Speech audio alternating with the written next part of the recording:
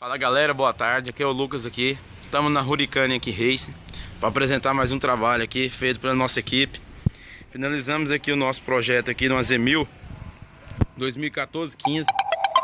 Fizemos o trabalho aqui, elaboramos um escapamento completo, full, né? Onde visamos, além de ter um ronco esportivo, uma estética bem bacana, né? Escapamento discreto, embutido, conforme vocês podem ver. Fabricamos a aranha toda em aço inox. Neste caso, vale lembrar que ela está escovada, que foi de preferência do cliente. Caso queiram polida, também disponibilizaremos. Tá aqui completo, basta retirar um e colocar o outro, sem adaptações, sem nada. Vamos ouvir o ronco dela aqui agora. Lembrando também que está disponível para a Z1000 de ano 2011 adiante. Então, não somente para 2015, mas para as demais também é compatível. Agora vamos ouvir o ronco dela aqui, como é que ficou, pra gente ver o resultado final.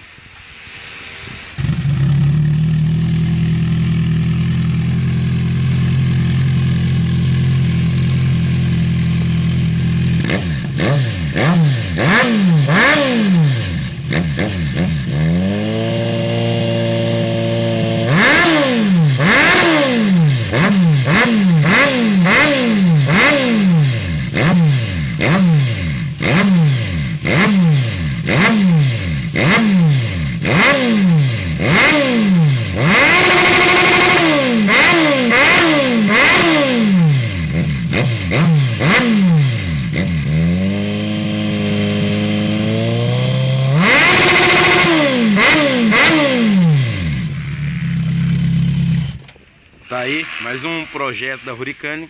Queria agradecer a todos. Um forte abraço e uma boa semana.